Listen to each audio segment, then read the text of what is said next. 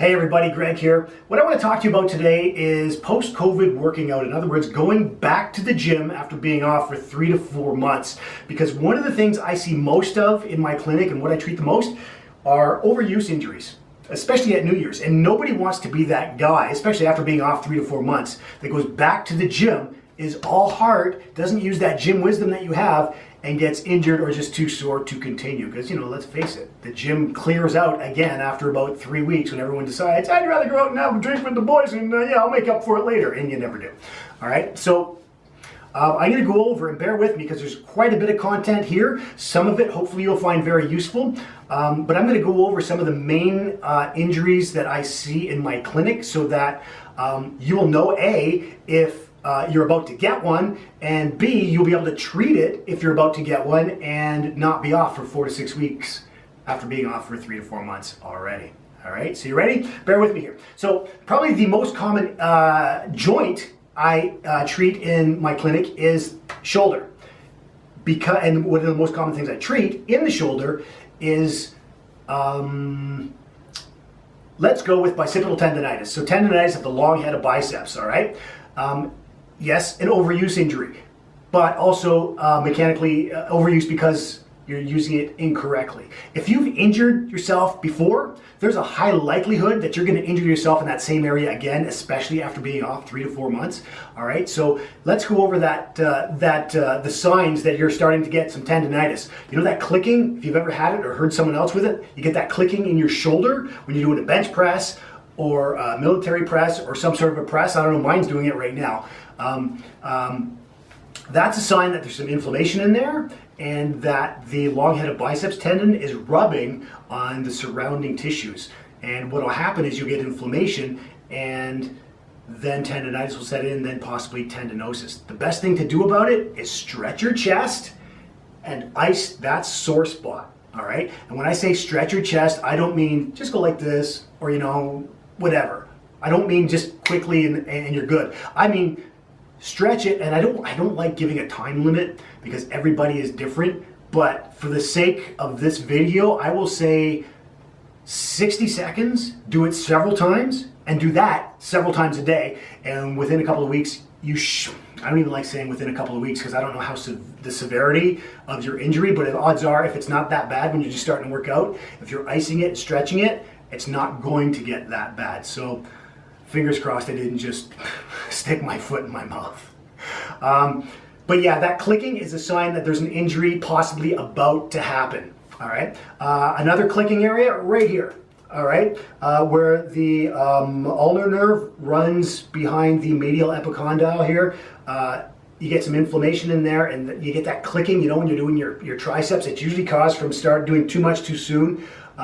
Maybe tricep presses, overhead presses or something like that. All right, so again, another thing to do is just lay back and stretch it out and a little bit of ice to keep any inflammation down. There's also lots of nerves that can get entrapped, get compressed in your forearm, specifically the radial nerve as it travels through the two heads of the supinator muscle. But there's other ones too, and in that case, I'd say self-massage, all right, or go get a massage. On your forearms. It's not going to be fun, but at least that way you'll know that, and hopefully the massage therapist is good, will be able to loosen up the tissues that are entrapping the nerves. A sign of that would be numbness and tingling, pins and needles, maybe some burning in your forearm, especially if when you're supinating or pronating your forearm, if you're feeling some pain in there, that's a sign that you've got problems. You can get nerves impinged all the way down. If you hold your arm up like this real quick and all of a sudden everything goes numb, there's a good sign you've got something that's a nerve that's trapped in here. Okay, numbness is always a sign of nerve entrapment or a nerve problem.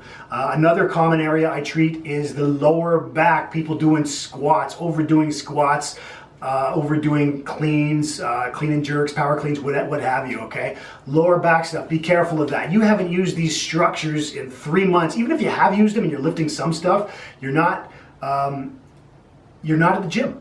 You're not lifting the same way. A good thing to do is practice form, all right? Go back to the gym, get in your proper stance for whatever kind of deadlift you're gonna do, and focus on form and body mechanics. It's the best way not to get injured. All right, light weights, high reps, and proper body mechanics. The knee, again, another brutal area to get injured. There's so many ligaments in there. And again, if you've had a sprained knee before or torn ligaments, there's a high likelihood, especially after being off 3 to 4 months, that you're going to re-injure it even slightly, because muscles have memory.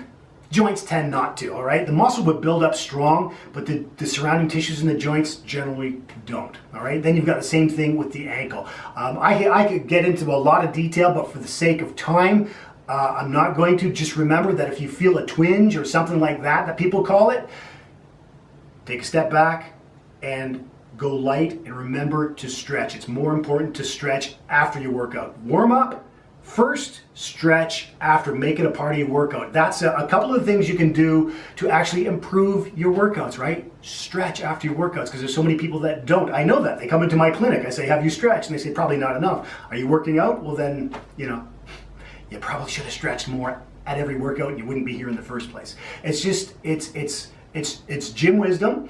And I mean, I understand it. I'm like that too. I'm not perfect. I go back to it. I'm all heart. But I know I'm not going to get to where I was in one workout. It's going to take some time, and it's going to be like that for everybody. So anyway, hopefully this will help you, at least when you're at the gym. If you feel something, you know that, okay, I can stretch it and ice it, and I'll probably be okay. So good luck getting back to the gym. Stay fit and be healthy.